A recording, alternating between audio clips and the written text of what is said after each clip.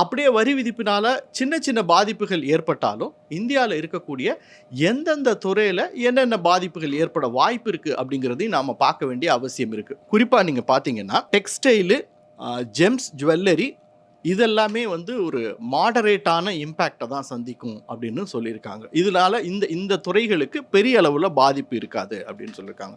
அதே போல் ஃபார்மசூட்டிக்கல்ஸு, smart phone, steel இதுக்கெல்லாம் ஏற்கனவே வரி விலக்கு இருக்கனால இந்த துறைகளும் பெரிய அளவில் பாதிக்கப்பட போகிறதில்ல அப்படிங்கிறது தான் ஒரு மகிழ்ச்சியான செய்தி.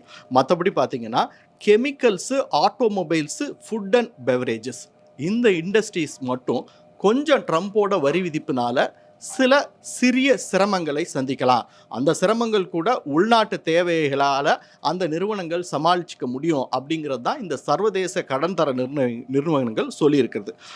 இன்னும் டீப்பாக பார்த்தோம் அப்படின்னு பார்த்தீங்கன்னா ஃபினான்ஷியல்ஸு, டெலிகாமு, ஏவியேஷன், ஹோட்டலு, சிமெண்ட்டு இந்த துறைகளெல்லாம் முற்றிலுமாக பாதிக்கப்படாது அப்படின்னு தான் ஃபிட்ச் சொல்லியிருக்கு. இது தவிர S&P என்ன சொல்லியிருக்காங்க அப்படின்னு பார்த்தீங்கன்னா இந்தியாவில் இருக்கக்கூடிய அந்த அபரிதமான தேவை ஒரு குஷன் மாதிரி இருந்து ட்ரம்ப் வரி விதிப்பிலேருந்து இந்திய பொருளாதாரத்தை பாதுகாக்கும் அப்படின்னு சொல்லியிருக்காங்க.